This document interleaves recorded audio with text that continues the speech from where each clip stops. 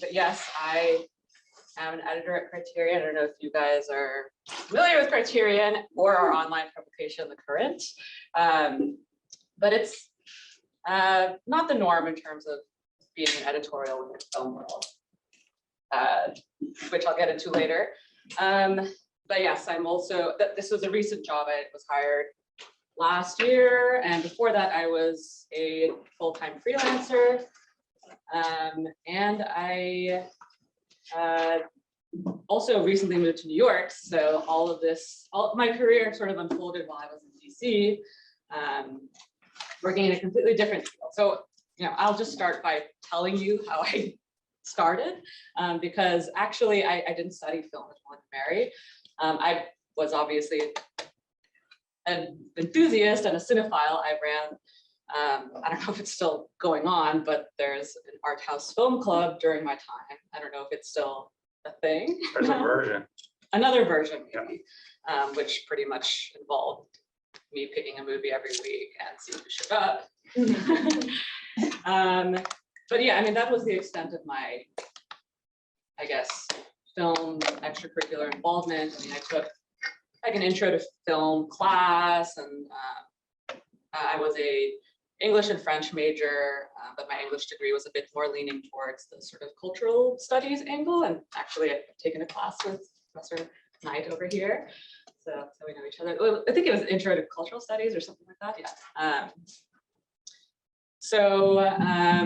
Yeah, I mean, like my thesis was on something completely different. It was like on avant-garde theater.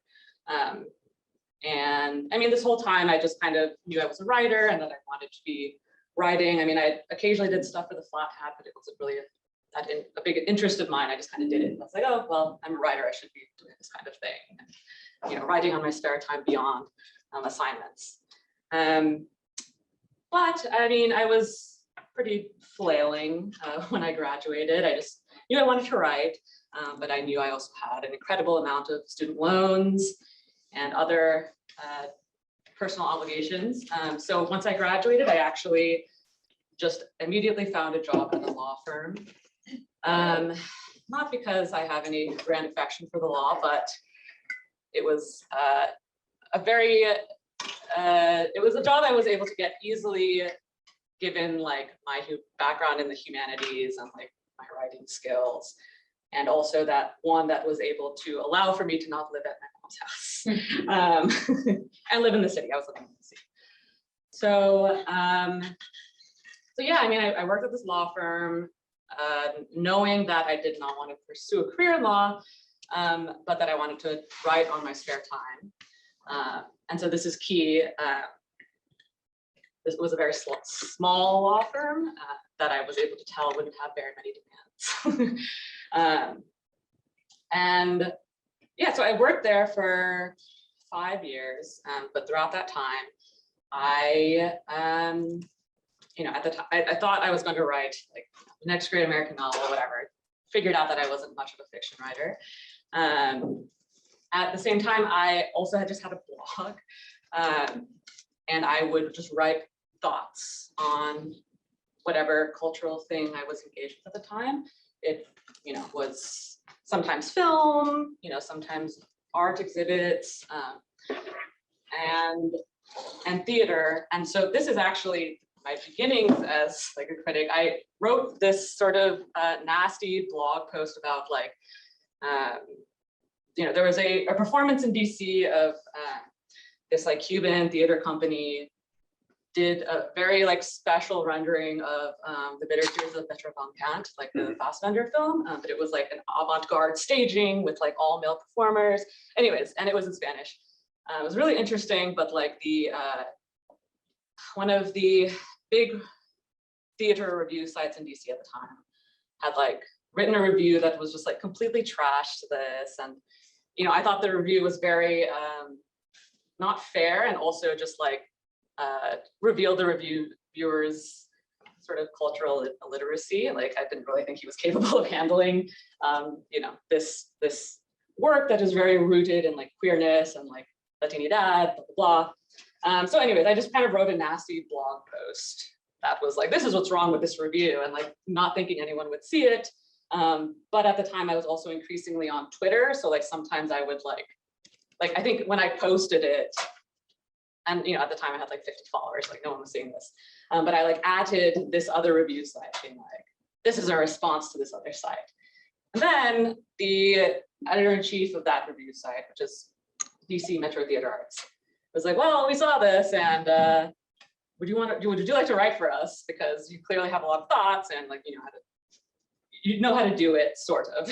So we'll kind of help you because it's like, not really a big organization here. It's like, at the time it was just like $50 for a review, and they would like, you'd be able to get in for free to like various DC productions. So I was like, great gig, yes. And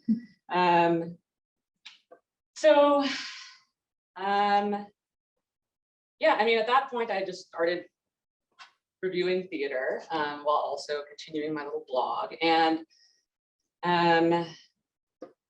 this is weird because like I have such a love-hate relationship with Twitter, which I thank the platform for like putting me and like my work on the radar, being someone that didn't know anyone within the field, within media, within just like, criticism, someone that was living in DC, which is not necessarily like a robust arts hub.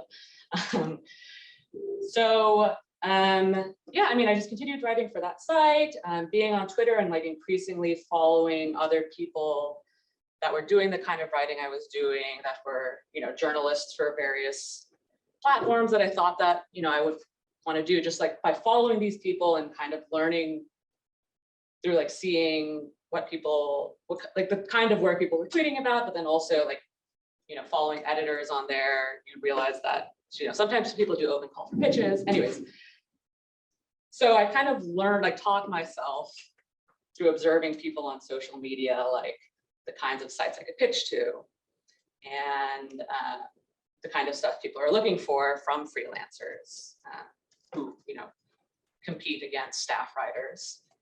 And as such, freelancers are often hired to do something very different than what a staff writer is, being assigned to do on a weekly basis. So, I just kind of started sending pitches and getting used to no's, and based on the no's, I was able to deduce, the kinds of ideas that certain publications were looking for, the kinds of pitches that were actually working for me. And, I started getting hooks. And, it kind of just like evolved from there.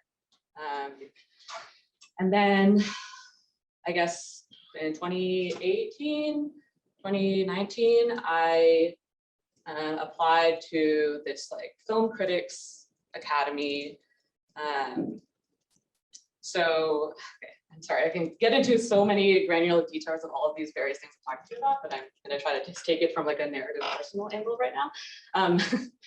But anyways, I applied to this like Young Critics Academy, like for people under 30 or like certain experience level, that was part of the New York Film Festival.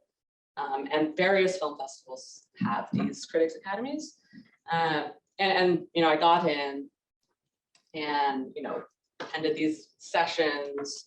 But, mostly that kind of got me face to face with a lot of editors that now I would feel more comfortable pitching to, that like now, when they see my name in their inbox, oh yeah, I met that person. And, was able to get some advice on how to go about doing that. So anyways, that's sort of long story short, the learning through Twitter, increasingly meeting more people through like festival academies and just attending festivals themselves, just kind of allowed me to sort of integrate myself into a community that like, for the most part is very much like based in, LA and New York, though the internet is definitely allowing people to still integrate themselves and be involved and not necessarily have to live there, especially, with the pandemic. Half of my coworkers at my job right now have actually, moved to like home, but with other parts of the country. Like somebody I know like moved to Mexico City, is still like very much a New York media person, but has to live in Mexico City. So anyways, that's sort of my journey, I guess. And, thankfully I did get increasingly better. So then I got was able to find opportunities within like the Times and eventually get this job. So let's see. So I'm not sure what I should focus on here. Like, are people interested in me talking just about like writing for the film world, or just like freelancing in general, like advice on like the practical, like nuts and bolts of, how you would send an email to an editor? Like, does anyone have any questions that could maybe prompt me to go down a certain hole? Because I can just be all over the place. Yes. I mean, I'm interested in what you have to say on like freelancing in general and making that like your kind of full-time gig. Okay, yeah, full-time gig, yeah. I have to say, so, in the beginning, I had this full-time job at a law firm that, was able to give me freedom to like kind of do my writing at work. I think it's very hard for someone to just right off the bat try to sustain themselves financially as a full-time freelancer. Like, it's not really possible, but it is possible once you have like a few, like 2-3 years down the line, and like people start to know your name, or you like have a base of editors that you continuously work with. Like, yeah, it's definitely feasible. It's hard, and I'll get into that later. But my advice would be, if you want to be a freelance writer, get a job you don't really care about that doesn't take that much out of you. And the immediate thought is, okay, yeah, I'll like work at a coffee shop, right, on my spare time. Yes, that's like a very romantic vision. However, you're on your feet all day. When you get home, you don't want to like, be working some more after you're physically exhausted. So, I actually would recommend finding some sort of temp gig that like gives you space to be on the computer, or like, do your own thing if you can, which, also comes with its different kind of responsibilities. But, for me personally, it did very much help that I wasn't finishing the day completely exhausted and just wanting to like tune out my brain.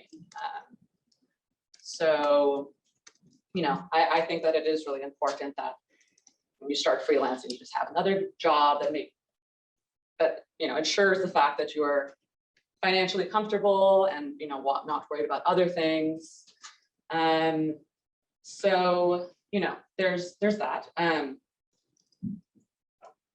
I do have to say, like, when I first started freelancing, I did, I was, like I said, I was writing a blog, and then I also like, I had a friend that had a slightly more popular blog that I would sometimes just like write for, just for fun. But having stuff up on some sort of platform is incredibly important, so that like, if you're pitching yourself to a new editor that's like a, slightly higher caliber than just like a random blog, then at least you have that work there to show them, like, you're not going to pitch an editor with like a Word doc. Like, then they're probably not going to take you seriously. However, as a new freelancer, it is also super important that you write a pitch that is probably a little lengthier than like a normal freelancer, that is able to demonstrate the quality of your writing. Because if you don't have very many writing samples, or if you're not proud of your writing samples, or they're not applicable, then like the pitch itself is where, an editor can be like, well, this person knows how to write. Maybe we'll take a chance on them. So yes. So what's the normal length of a pitch then? Yes, I'll just go ahead and so. So where's it? Okay, I like forwarded myself a pitch that I sent very early on. This was accepted. I would say that this was like a comfortable length for a pitch. And kind of have to have basic elements to it. You introduce yourself. You tell the editor why this idea or piece is at all relevant. And you have to like actually be able to like know this yourself. You can't just like come up with a random idea And be like, this is actually really smart. Maybe someone will want this. No, it probably needs to be tied, to whether it's a movie release or some sort of broader, political, social issue. And like, this is extremely cynical, but like, for instance, like if you had a pitch on Eastern Europe right now, like, yes, people will probably look for that more or feel like that's something that would really push on their site, not just again, but it's, editors will be kind of considering these kinds of things, whether it's relevant and timely, which is the words we use for it. So yeah, you just kind of explain, why your idea or pitch or whatever is relevant, kind of go into it a paragraph or two, and then at the end be like, and then this is me. These are links to my work. And this is, I guess I don't really necessarily go into here, but you might want to explain why you in particular are suited to writing about this topic. So that's like 3 substantive paragraphs, maybe. Oh wow, I didn't realize that it was so small. I wonder if we can, I don't know if we've got a tech person in the room, but we might be able to full screen that. Carry on, I'll see if I can. Yeah. Yeah, I didn't realize you guys were like squinting at the screen. I know that's like I just was wrote down some notes there. Okay. It's You mind if I yeah, share go screen? ahead, yeah.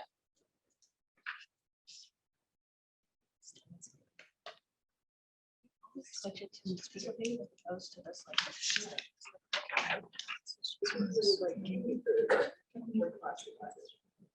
Oh, there we Oh, go. there we go. All right. Okay. Hopefully, I didn't mess something up.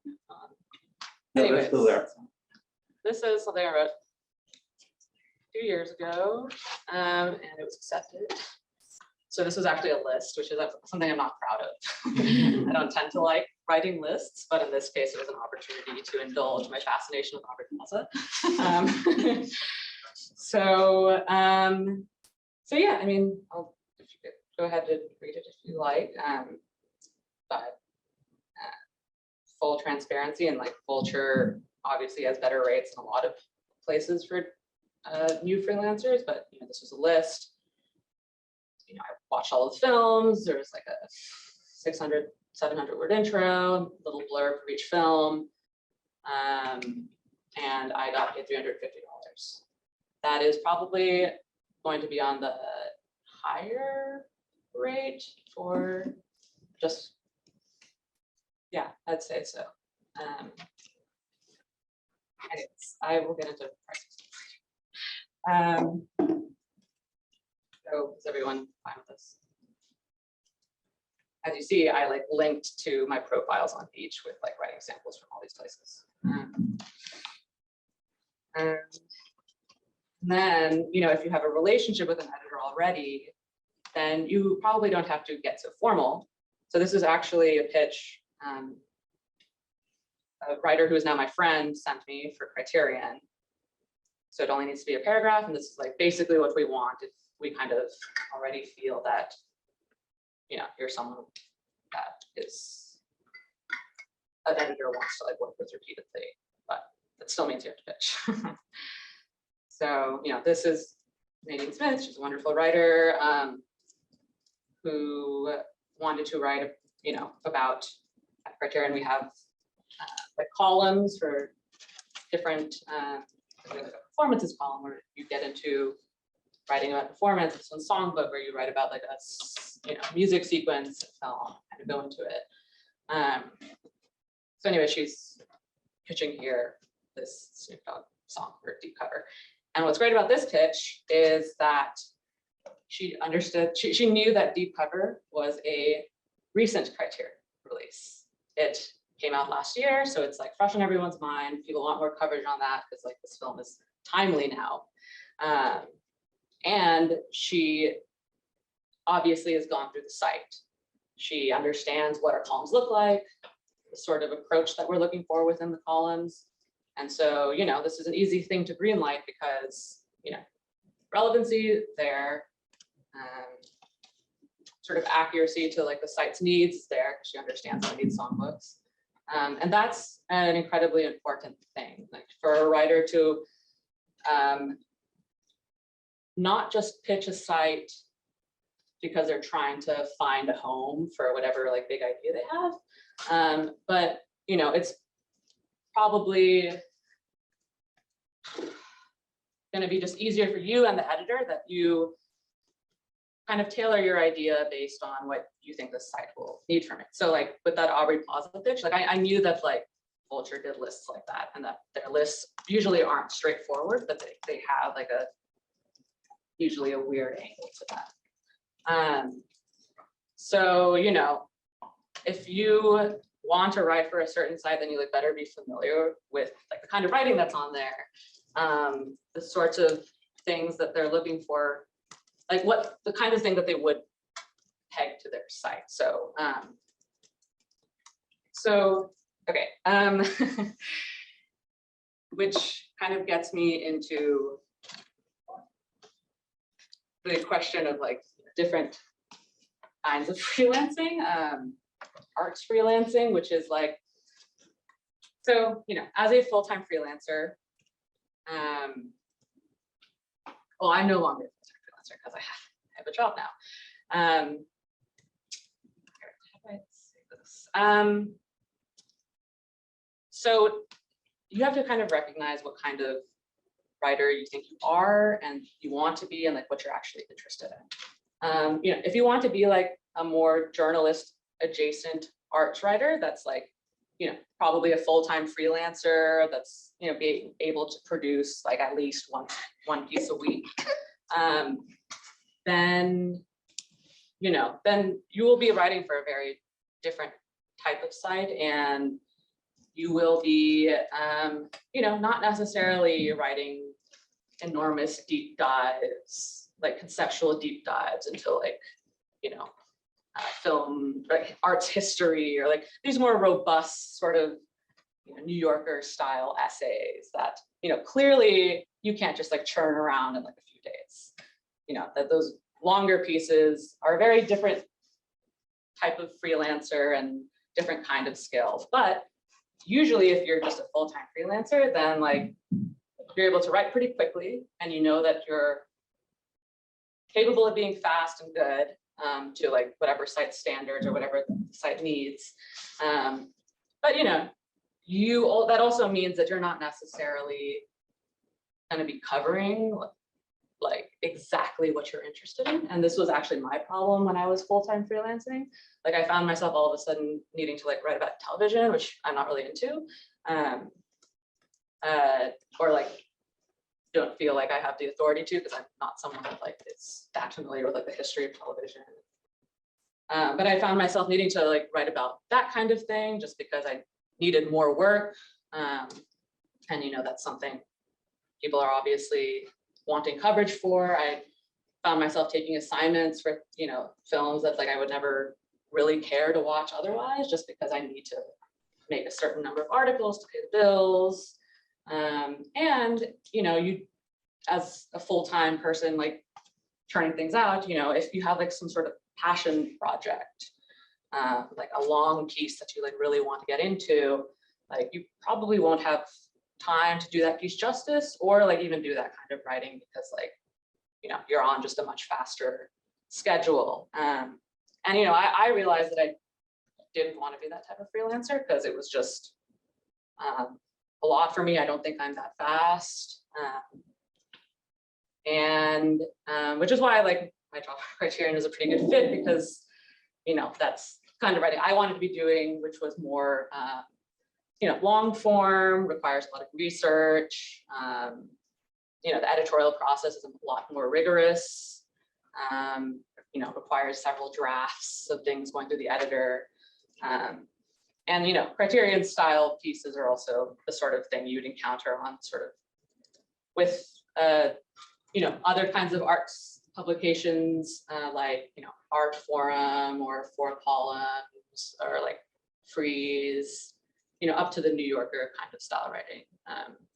But, you know, all of those places are not necessarily super ideal for like someone that's just a full-time freelancer, because those pieces are slower, they kind of require a different level of thinking. Not that there's not like perfectly intelligent and like really great writing on like Vulture, for instance, but like, you know, those writers they think quickly, and like the nature of the prose itself is also a bit more casual, which you know, may come easier to some.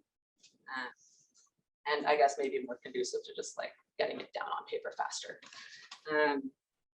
So yeah, I guess that was an extension of your question. Like a really long one. I think there's somebody in the waiting room. Oh, yeah. Chris, I'm just gonna run up and feel free to tap dance. Yeah, sorry, I just vomiting No, this things is at great. you. But you know, the one thing I have to say is that like I super appreciate my like education at William and Mary, in that it primed me for like this sort of longer form writing that I want to do. Like, you know, and it seems completely irrelevant. Like, you know, I think I was very much into philosophy when I was here, like critical theory type things. And like, yeah, I don't need to read in Jameson anymore. Like, I'm probably not. Not saying that he shouldn't need that. However, I'm really glad that I did back then, because, you know, on a sort of subconscious level, just certain ways of like thinking about the world and like formulating like arguments has, you know, undeniably come to bear, and just like my idea to think through, you know, culture and various arts phenomenon. But it's not like obvious, you know, I'm not like ever citing, you know, Derrida or Foucault or whatever in my like pieces that are, you know, pieces that are meant to be widely read. You know, even if it's, you know, a sophisticated reader like the New York Review of Books, like you're still not going to cite Foucault, probably. Maybe. Anyways, okay. Does anyone have any other questions before I continue that one? Yes. So I am a freelance artist in terms of like designing, editing, Yeah. whatever, right? Do you know anything about that, or do you feel like your experience as like a freelance writer specifically is similar or different to other art world kind of stuff? I mean, I definitely have more to say about writing. However, like, I definitely think that the nature of getting your foot in the door is very similar.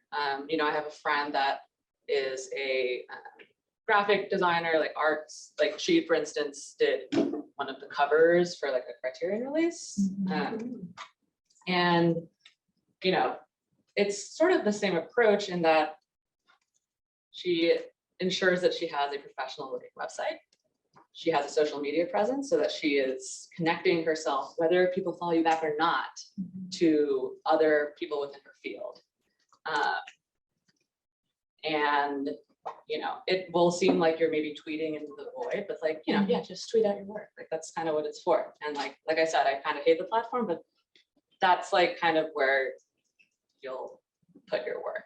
You know, that's how a lot of people get access to it. You know, I personally have gotten probably like, I mean, maybe not so much anymore, but definitely when I was starting out, like half of my commissions and like half of my relationships were cultivated because people just were able to see my work on Twitter, and like whether or not they follow you, if you like connect yourself enough, like the algorithm will be in your favor.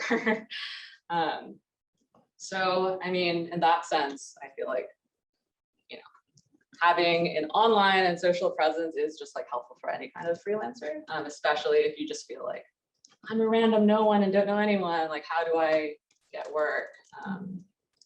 So, you know, that's definitely helpful, you know, assuming you don't already have some sort of grand network. Yeah, so yeah. Yeah, so in terms of kind of writing film critique specifically, what is kind of your pitch process for that, or was, if that's something that you kind of moved away from? Like, do you find yourself thinking about specific movies that you want to write about and then finding organizations to pitch to that you think should be posting about that? Or are posting about it, or do you kind of have things sent to you? Yeah, well, it's different now because I just like have people I work with regularly and like people assign me stuff, but like I am not the example for when you start out at this point. So, okay, a main thing. Once the movie's already come out, there's no point in like pitching about it, really. I mean, unless it's probably for one of these long form places that like don't care when it comes out because they don't care about, you know, relevancy or I don't know, taking a different approach. You know, with movies at least, and I mean, this can apply for book reviews, for gallery exhibits. You need to be aware of like what's coming out in the future and like probably plan for it like, I don't know. For some of these faster sites, like you should probably be sending your pitch like 1 to 2 weeks in advance of the release of the film.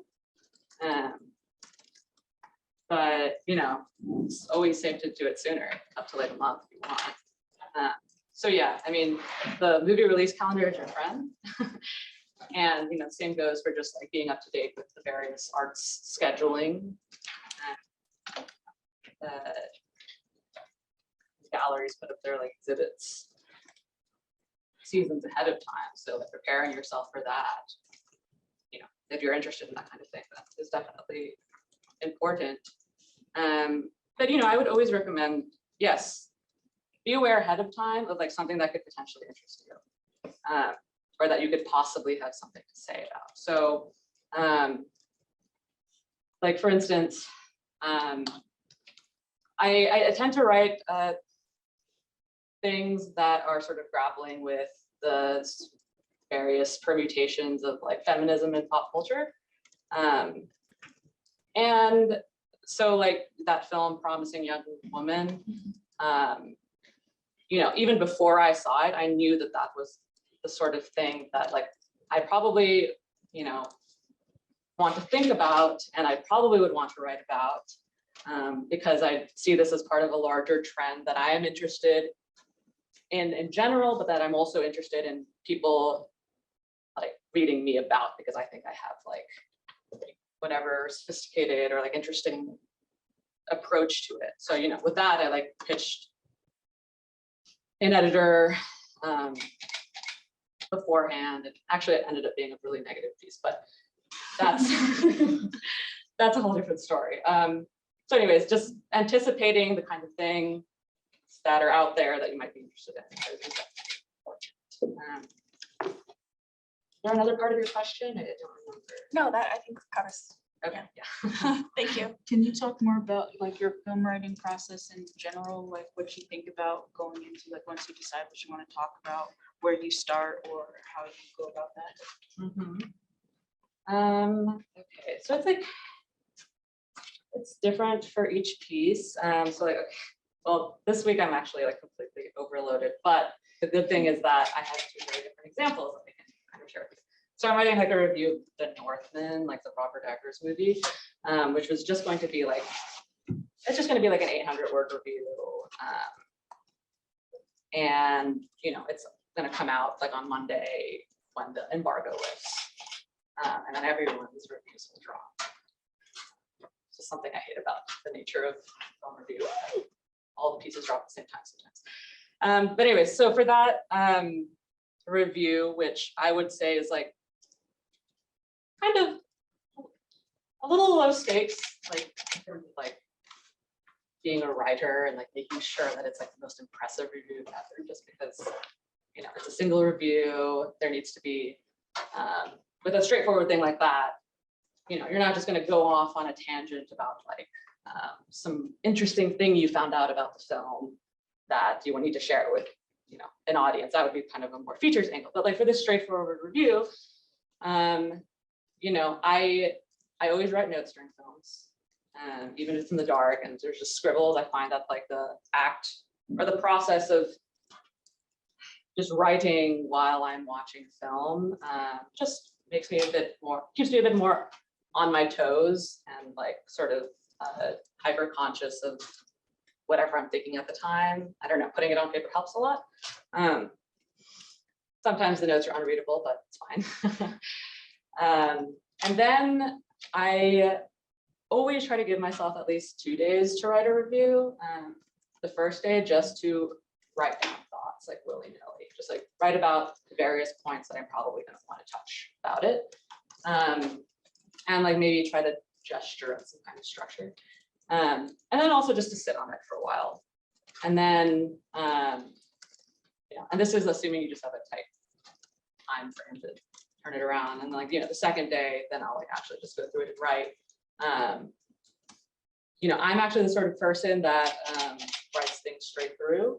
Like I just kind of write from top to bottom because like I find that I need to formulate my intro and make it sound interesting and like have that be nice before I get into the rest of it, which is for me usually easier. Like the intro to me is always the hardest part. It's like you're trying to like draw people in and kind of make a kind of broad comment about the film itself and like what you think the film is about.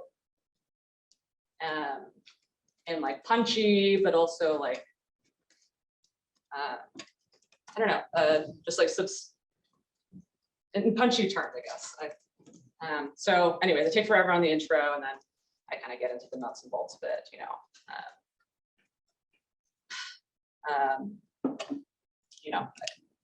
getting through the plot, which, it's probably a bad habit to just like have whole paragraphs be just like full plot summary. You probably want to, as you're going through various elements of the plot that you want to exalt, you probably should also be bringing in a few lines about like the formal elements or, how a certain plot point speaks to some potential broader cultural trend or like perhaps speaks to something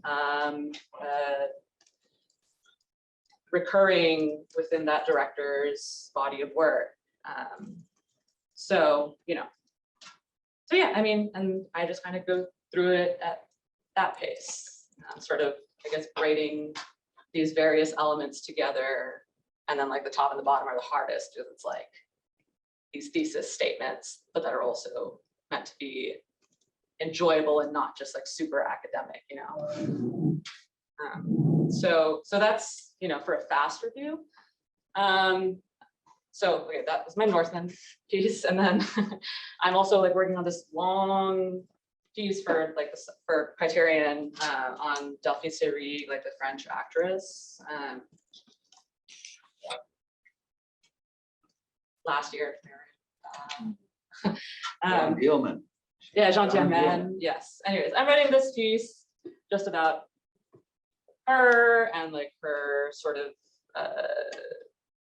dramatic persona, her life and sort of feminist commitments outside of the film world. Anyways, a very, very research intensive piece that I've been working on it for like a month and a half. However, this is also considering the fact that I also work on other pieces at the same time. I have my job. So I watched all of her films. I did a ton of research and, for me, different people have different approaches to research, but it's like, I find it helpful to read their interviews, old interviews, new interviews. And then, for me, I definitely rely on this less, but like some of my colleagues, like actually just looking up academic articles, like not to grab anything from, but like to be able to think of, the sort of thought processes that have already been put into like whatever cultural object, artifact that you're thinking about, so that you don't fool yourself into thinking like you're the first to have come up with something. So, and that I've been chipping away. I probably get 200 or 300 words done on any given day when I have time. So it's like a slower process. And, with that, I try to be very careful with, my, just the syntax of like my actual words and, the beauty of like the prose. Like I'm definitely a lot more precious about that kind of thing. It's, for me, that kind of writing also is my space to, I guess, like flex my muscles as an actual writer, because sometimes, with like this faster turnaround, more journalism-like sites, it can obviously, the writing there can be quite beautiful at times, but you don't have time to like tinker around with words like Tetris blocks and make it as beautiful or as you would want maybe. There's a more practical, just like information communication aspect to that kind of writing. So yeah, does that help? How long is long, by the way, Beatrice? Just was wondering on that. Oh, I mean, this is funny because like maybe it doesn't seem that long, or like because you guys like write long papers now, which is just like I can't believe I used to like write like 5 to 10 page papers in like a night at William & Mary. Like it's so foreign to me now. But okay, long would be like at least 2,000 words. And then with these shorter reviews, it's like, probably under 1,000 words. But there's not a lot of places for extremely long form criticism or writing at all, unless it's like a huge interview-based reporting profile. And there are very few of those. I wouldn't know about that. Really. Anyways, yes. Yeah, would you say, excuse me, that there's kind of like a solid space for writers who want to write about older films if they're able to make it relevant and make it like apply it to like current trends, current pop culture figures, or do you think that's kind of played out and we should maybe stay away from that? No, I mean, it's a good question because like that was always my ongoing dilemma when I was freelance writing, because like I pick and choose the new stuff that I'm interested in, but like I would prefer not to write about new things unless it's like, there's like obviously rare exceptions. But no, I mean, I always was trying to like figure out ways to be able to write about new stuff or old stuff. And I mean, the ways that you can do that sometimes are just like painfully obvious, but like people take it, like anniversaries. It's a big thing, if it's, I don't know, Fatal Attraction, it's like 20-year anniversary or whatever, like, yeah, people will probably be looking out for that. And I actually used to, there's a site, actually my colleague, I should actually find it for you guys because it's really helpful.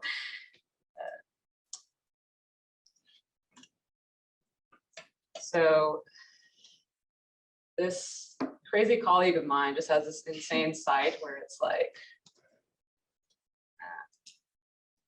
okay, NYC commercial releases. So I like often, when I was like needing to freelance, where I'd often check his site and like see, okay, this was 20 years ago, so it'll be like people will be looking for 20-year anniversary pegs, and like oftentimes like the week that it was released. So you see here, if I really want to write about Rob Marshall's Chicago, like now, then I'll prepare myself that this week, like a few weeks before, I should like pitch editors being like, so this 20-year anniversary is coming at the end of the month. If you'd be interested in this reappraisal, or I don't know, something that links it to the now, or maybe it was a big enough film anyway that like, it's doesn't need a timely peg. It's just like would be interesting enough to go into it based on the fact that it's 20 years. So I mean, that's definitely an easy way. If there's a big film that's new that somehow relates to an older film that you want to talk about, that's a good way of like, that's a good angle that you would want to bring to an editor. Like, I mean, and this is Fatal Attraction is on the mind because right now, like a lot of sites are really wanting to talk about erotic thrillers, which is not a bad thing, but like the reason for that is there was like a recent Adrian Lyne, like Ben Affleck Ana de Armas movie, Deep Water, which is like came out last month, and people were fixated on that, not just from the fact that that movie itself was like an erotic thriller, but because there's been a lot of conversations just about how commercial cinema doesn't have many sex scenes in it as it used to, and that's migrated to TV. So like the fact that this like erotic thriller by like Fatal Attraction director Adrian Lyne is like back in the news, all of a sudden, like people want reappraisals of like old erotic thrillers or like old movies that maybe demonstrate this sort of sexuality that's no longer present cinema in the same way, or at least same way. So, you know, things like that. Just having a creative approach to like how you can bring something back into relevancy based off, you know, other things in the news, so to speak, is, you know, maybe I'm sure you can come up with like other creative angles beyond the like straightforward 20-year anniversary pitch. But yeah, that's kind of the train of thought that you would take. So yes. So I don't know how actually true this is, but just from personal observation, like a lot of the pieces I see about like pop culture are pretty like negative, like reasons it sucks or something. Because I guess like I might get more clicks. Do you like feel any of the pressure to write about stuff negatively when you're freelancing? No, well, this is kind of part of the reason I don't like writing about new things as much. Because there are like a lot of bad things out there, but there always have been things out there. I think things are just bad in a new and increasingly generic way. Which, you know, has to do with various industry machinations and like monopolies and whatnot. But I definitely, I mean, I'm can be kind of a Grinch sometimes, and that's like if there's, I don't know, a filmmaker that's really hyped that I don't think deserves like, you know, the credit that he or she is getting, then like maybe we'll go into something a little cynically or like in bad faith. And I always try to check myself when that happens. And so that was the case with The Northman, not because I have like, I mean, I liked The Witch and like I think he's fine, but like I think just like the chatter around like the obsession with him and like that sort of all A24 brand of director just kind of bothers me a little bit. And so I went into it actually expecting not to like it as much, but like I thought it was fine. So it took me like a day or two to be like, okay, this was actually perfectly enjoyable, you know, and just try to gauge my feelings, yeah, based on that. But yeah, it is definitely difficult to go into something with preconceptions of its fraught popularity or. So yes, I guess. Yes. So for all of us right now, I know you mentioned networking, but like, what would you suggest if we want to better our like ability to write film criticism or write, you know, about media in general? What would you suggest to be the best thing we can all do right now? Right now, I would just find ways to create writing samples for yourself that are obviously not academic. Like, you know, if I always told myself that if I could like read Google and Mary, I would like convince them to like let me write like reviews for like the fun or something. Not because I would necessarily be proud of them at this stage, but because like you're practicing at a very different mode of writing than you're going to be doing just like needing to write papers in an academic setting. Like you need to kind of, you know, train yourself to that kind of writing. Essentially, reading that kind of writing, the kind of writing you want to be doing, the type you admire on like whatever sites you're reading, and then just kind of like training yourself to sort of like write in that mode.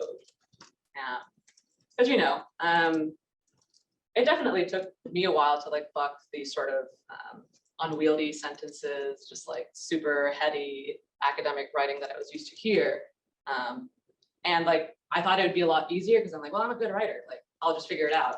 But you actually have to like kind of train yourself to become a better writer in like different modes. So, I mean, I would say just like write, like create a blog or like find ways to, I don't know, write for other sites that like, there's a lot of, you know, sites for younger writers that probably don't necessarily pay, but like, you know, it's kind of just training you to do that and hold you accountable. For instance, if like they expect a review from you on this film, and you actually end up doing. Actually, that's a whole nother thing. I was talking about wanting to do fiction writing earlier on, and it's because I couldn't do it because I just could never find a way to hold myself accountable to finishing anything. And so me kind of getting more into criticism became easier.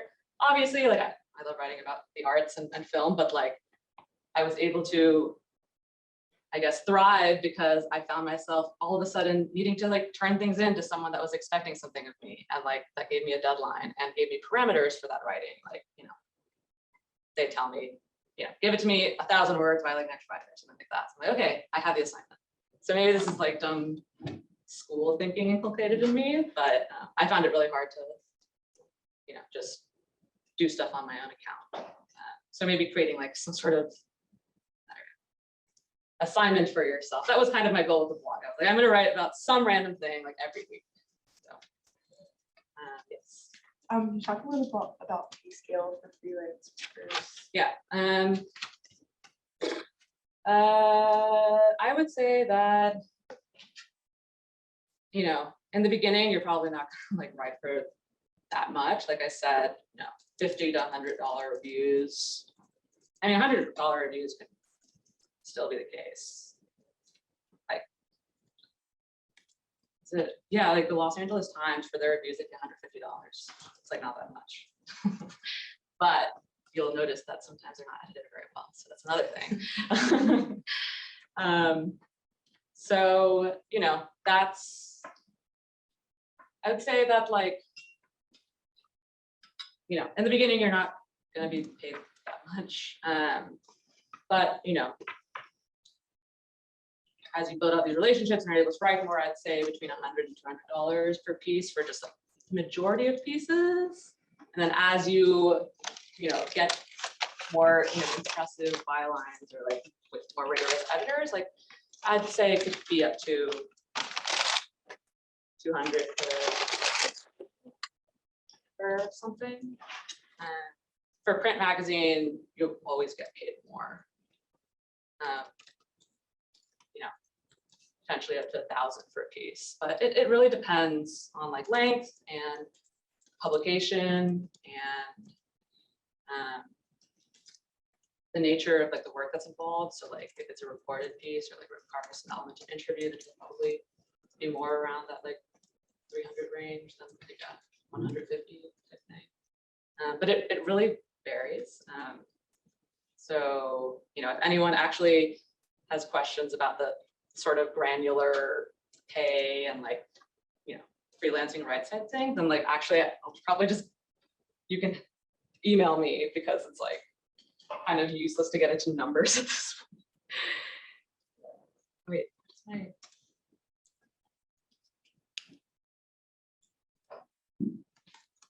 Yeah, so this is my website, which is very just like practical. I just like, this is what I do, my email, and then like I just have some writings. So, anyways, yes. I was just gonna ask also on freelancing, do you have any advice on like what to look for in like insurance or like what kind of like money plans that you should be making for? Cause like, If you want to be a full-time freelancer. yeah. Yeah, I mean, yeah, you're not gonna get insurance, otherwise you kind of just need to pay for it and it will be expensive. Yeah. So yeah, I know mean, like we've been talking to like other film people, like film guilds and stuff. I wasn't sure if there's, I guess there's the writer's guild, but that's not the right kind of writer's guild. yeah, no, I don't think I know a single full-time freelancer that like they just pay for expensive insurance or they just don't have it, which is not recommendable. I think there's a freelance writers guild in New York that does offer some. Yeah, maybe. I'm actually Probably not not cheap. entirely sure. I mean, I know that you still have to like pay for your insurance. Oh, yes, yeah. And it's not going to be like the ideal plan compared to being employed, but this is maybe terrible advice, but like, this is why so many young people freelance. This is not advice, this is information. This is why so many young people freelance, because they can kind of afford to wing it a little bit as they pursue writing. Yeah, roughly 4 years of time on your parents' Yeah, health insurance under the Affordable Care. yes, exactly. Yeah, so until like 27 or 28, 26. 26 now, oh, okay. Or maybe that was always the case. It's always been, yeah. Yes, or you know, quick marriage. So yeah, I guess I don't have anything particularly helpful in that regard. Okay. Yes. So you were talking about like how Twitter can be helpful like in terms of getting writing out there. And so for me, like a lot of times when I'm looking on there, if I see a piece that I like, I'll like save that website to a folder. And then when I'm trying to write stuff, I sort of have like a list of websites like look at like, oh, maybe I could like pitch something. But it's very daunting because there's so many websites out there. Some of them they want pitches, some of them they want the full piece already written, some of them it's only up to 1,000 words, some of them don't send us anything unless it's over 2,000 words. Like there's a lot of different. I know you have to be really familiarize yourself with each one, but for a young freelancer, so a mistake I would often make was like, oh yeah, I'll just like pitch Vulture, like only having this random blog and like DC theater site under my belt. Like, you kind of need to build up to it. And so you kind of need to try to familiarize yourself with like places that would accept pitches or just like writing from new writers. And, sometimes they're pretty explicit about it. Like there's this one film site, like Brightwall Dark Room, which does require you to like submit the full piece, but like they very much just like, sometimes you see writing on there from people that are just like, I just graduated. But that's a good place for that. When I just had, my blog writing and like my DC theater writing as samples, I was able to get my foot into other places with just those things. Movie Notebook, that was like a place that was pretty significant for me because they just kind of, based on my very lengthy pitch, because I wanted to show them I could write, they like took a chance and like I started writing for them. They're a good place for new writers. Bitch Magazine, their online editors are pretty open to new writers. There's also another place I started early on. Yeah, and then, the more obvious, more recognizable places are probably not where you'll start. You'll be able to find out about more sort of niche or maybe like amateurish film sites by sort of integrating yourself within whatever writerly community you want to on like Twitter, for instance. Like you'll find out that, oh, there's some random, like pretty good freelance writer that like writes a site that like maybe nobody really goes to that much, but like it has a sort of legitimacy to it because it is like within, I don't know, it is connected to this maybe writer that is well known. And so there are like little smaller sites and so many different pockets of the internet that like, you could introduce yourself to or that are actually looking for new writers or people with not that much experience. Crooked Marquee is also like another new writer site. And I haven't worked with them, but yeah, so you kind of just need to like click around a lot and like figure out that there is a world beyond like the obvious, like New York Magazine and like the Times or these higher places that kind of take a few more like levels to get to in order for the editor to be like, oh, okay, yeah, I know this person. But it's hard, but you kind of just need to hustle and make sure you're financially taken care of otherwise. Otherwise, it'll be difficult if you're trying to pay for your life on like very, very small amounts of freelance money.